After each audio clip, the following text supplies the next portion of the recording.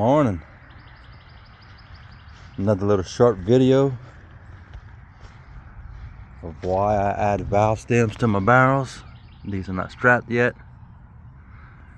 but they are sealed and capped.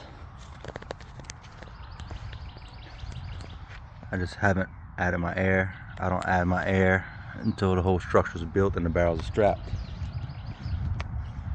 I get a lot of comments about why I add valve stems. I don't need to add valve stems.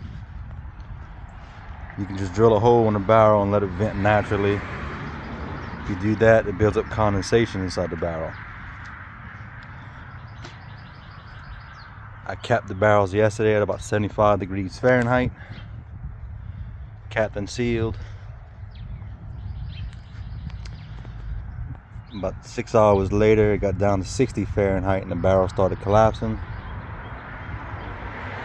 But right now it's currently 47 Fahrenheit. And as you can see, the barrels are collapsed, but they're 100% sealed. A lot of people suggest drilling holes in the top of the barrels. I don't want to do it. It defeats the purpose of having a sealed container.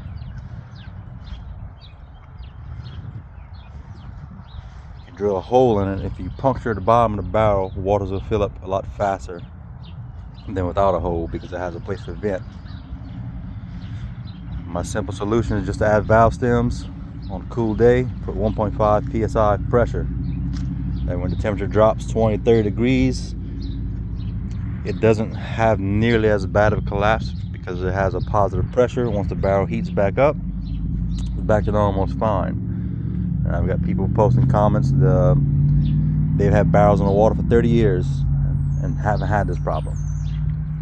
That I shouldn't need to do anything. My little houseboat project was in the water for 6 weeks.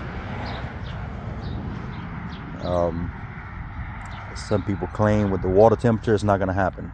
Water barrels in the water. I'm going to have to say you're wrong on that one. For 6 weeks being in the water, every morning there was a 10-degree difference in air temperature. My barrels were collapsed without valve stems. And I actually had 5 barrels that wasn't sealed. Those didn't collapse because they were able to vent. But the ones that weren't sealed had a lot of condensation inside. I've currently got my houseboat on blocks. If y'all tune into my channel, y'all know I have a little houseboat built on 18 barrels, a tri-tune. Right now it's currently on blocks. I'm getting ready to pull the barrels after I finish a couple of these floating dock projects. And I'm going to seal them completely. I've already added valve stems to those.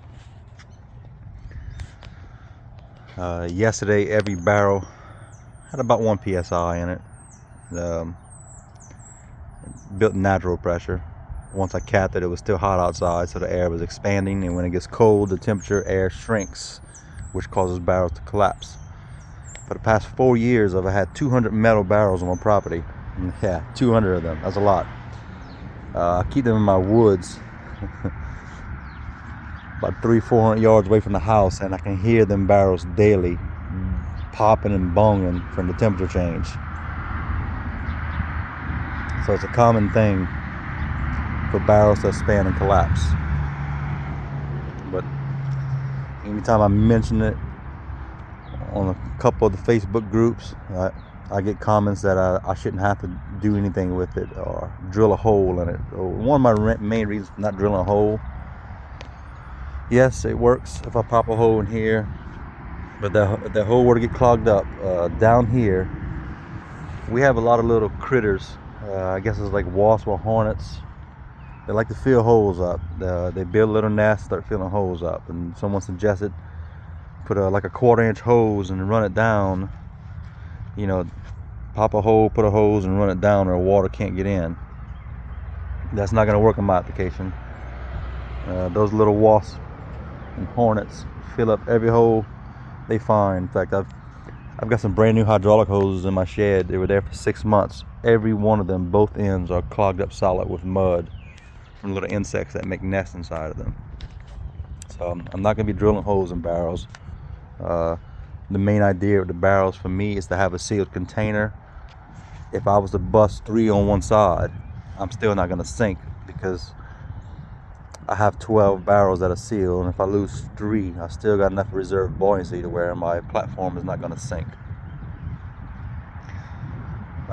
Drilling holes works well for you. Awesome. It's not going to work out for my application.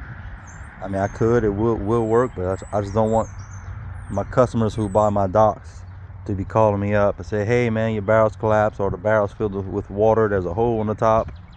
I don't need to deal with that. Valve stems is the best option, in my opinion, for my application. Whatever works for you, I'm happy it works for you. It's not gonna work out for me. And a dock build, this one's coming together. I didn't really post videos on it. I think I done posted 3 or 4 of them already, steps on how to do it, or how I do it anyway. This may not be the best way. This is the best way for me. I build it on the trailer. The trailer is a standard 18 to 20 foot pontoon trailer. I use the trailer as a jig, a guiding jig.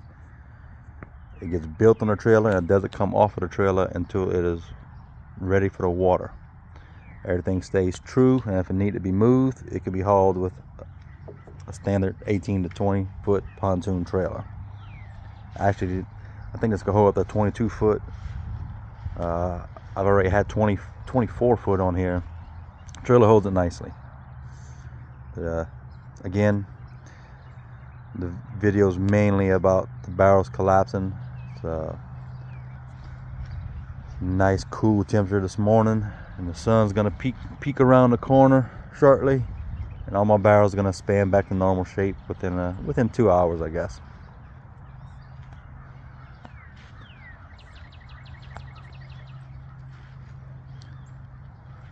But yep, that's what I got going on.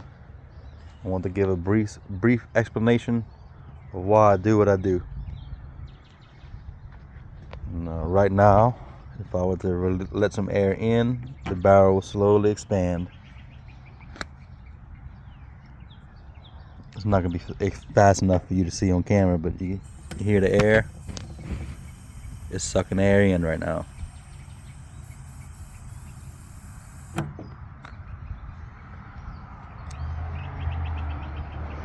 Alright, I'm going to end this video here. I said it was a short video, but I'm already past the 7-minute mark. Just talking about collapsed barrels.